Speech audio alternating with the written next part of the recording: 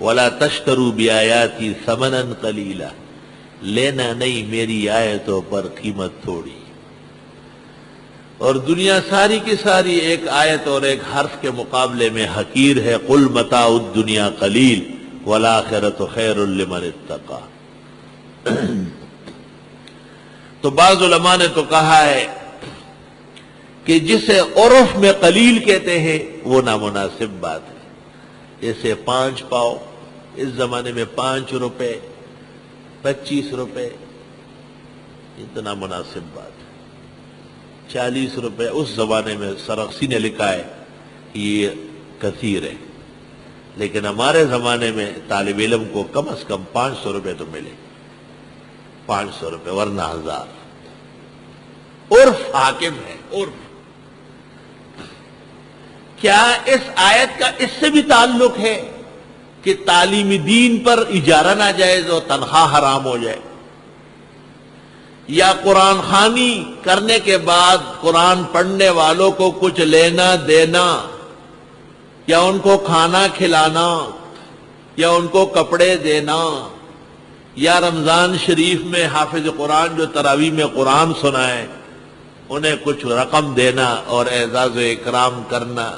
بعض حضرات فرماتے ہیں کہ یہ بات بھی اس میں شامل ہے اور اس سے بھی بچنا چاہیے. لیکن شرائع کو دیکھنے کے بعد، قرآن و سنت کو دیکھنے کے بعد پتہ چلا کہ یہ تفسیر نہیں ہے، غلط فہمی ہے.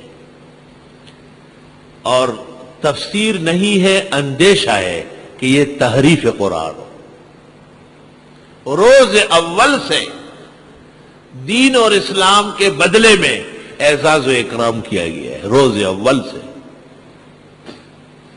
پیغمبر نے وحی سے پہلے تو تجارت کی ہے، لیکن وحی کے بعد آپ نے کبھی بھی کوئی تجارت و کاروبار نہیں کیا ہے. تمام اخراجات مسلمان پورا کرتے تھے اور پھر رب العزت غزوات سے اور غنائم سے پورے فرماتے تھے. حضرت عمر رضی اللہ تعالیٰ عنہ نے اپنے دور خلافت میں جو لوگ تنخواہیں نہیں لیتے تھے ان سب کو معزول کیا تھا، اور جو تنخواہ لیتے تھے ان کو برقرار رکھا. فرمایا تنخواہ نہ لینے کی صورت میں تم میں کمال اخلاص نہیں ہوگا.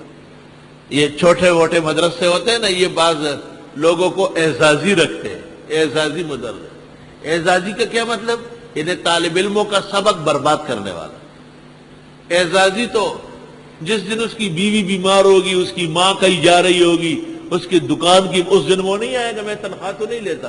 اور تو تنخواہ نہیں لیتا. وہ جو 25-30 طلباء آج محروم ہو گئے انہوں نے کیا بگاڑا تھا آپ کا؟ شیخ الحدیث مولانا زکریا کے آپ بیتی میں لکھا ہے کہ بغیر تنخواہ کے مدرس کو نہ رکھا جائے. مسئلہ بہت تفصیلی ہے اور ہمارے اس پر چونکہ رسالہ شائع ہے. پہلے اس کا نام تھا اکرام حافظ، اور پھر ڈاکٹر عثمانی کے خلاف میں نے دوبارہ لکھا ہے اور طرح. اس کا نام ہے دینی امور پر اجرت لینا جائز ہے. اور وہ آج کل جو 12 رسالے اکٹھے شائع ہوئے احسن الرسائل، اس کا ایک حصہ ہے.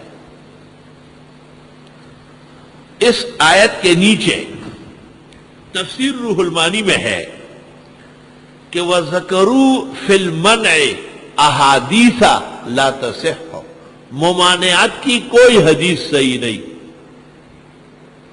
آگے فرماتے وقد تضافرت اقوال العلماء علی جواز ذالک، علماء کا تقریباً اتفاق ہو رہا ہے کہ ہر طرح کی اجرت، تنخواہ، مشاہرہ، تھوڑا اور زیادہ، قرآن خوانی پر اور حفظ قرآن، تراویح پر، درس پر، تعلیم پر، افتاء پر، تحدیث پر، صرف جائز نہیں، قریب ہے کہ یہ وجوب کے درجے کو پہنچے.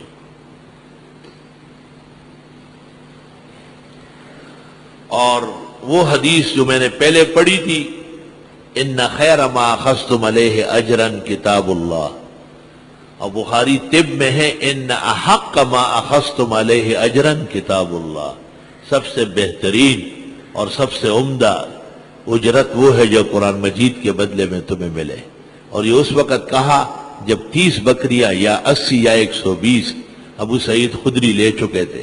بخاری میں 14 بلکہ 18 مقام پر یہ حدیث موجود ہے۔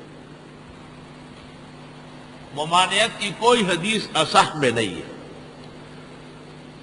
کمان لیا تھا اور ایسا لیا تھا ویسے، وہ سب کمزور باتیں ہیں، وہ محدثین کے مسترد روایت ہے۔ آلوسی کہتے ہیں وَذَكَرُوا فِي مَنْعِهَا أَحَادِيث لَا تَصِحُّ، ممانعت کی کوئی حدیث صحیح نہیں ہے۔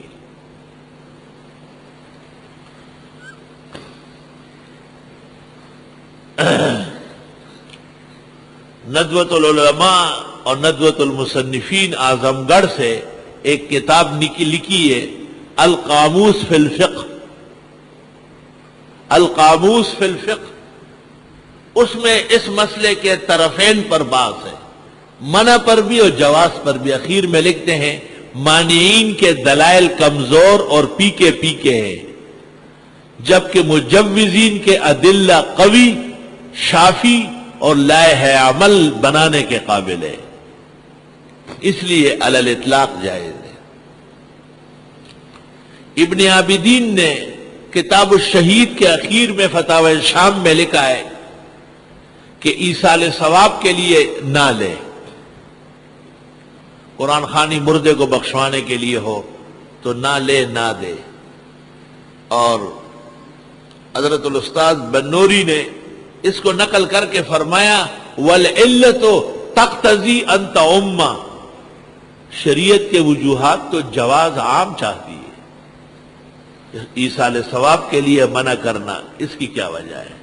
انور شاہ سے فیض الباری میں کہتے ہیں وَمِن مَنْعِهَا أَكُفُّ لِسَانِي، میں منع کرنے سے زبان روکتا ہوں، منع نہیں کہوں، اس کو بھی منع نہیں کہوں۔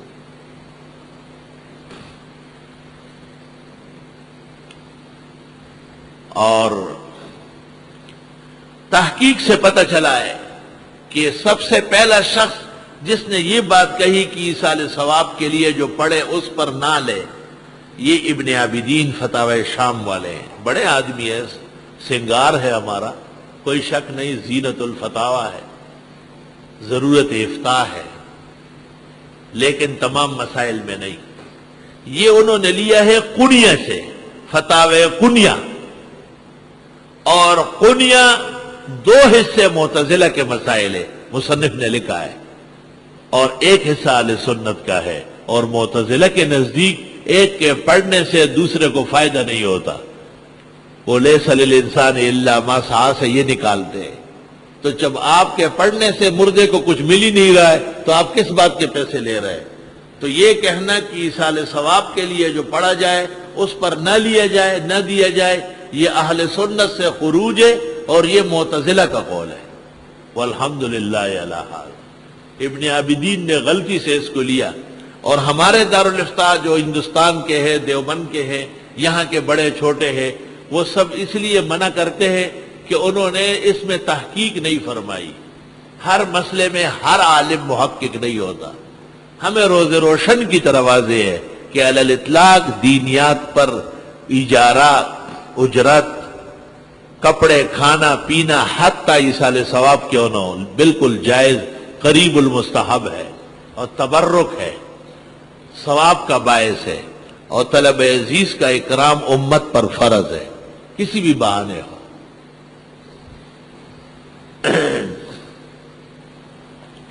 اب اگر کوئی کہے کہ فلاں دارالافتاء فلاں میں نے جواب دے دیا، وہ معذور ہے، انہوں نے لکیری کی فقیری کی ہے، انہوں نے اتباع نہیں کیا ہے۔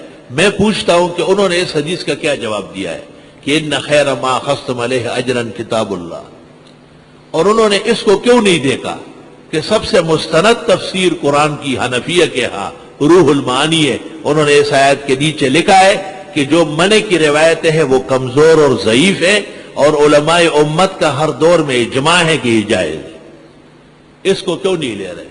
جب انہوں نے حدیث اور اتنی بڑی تفاسیر کا اختلاف کیا ہے تو مجھے حق حاصل ہے کہ ان کے فتوے مسترد کروں۔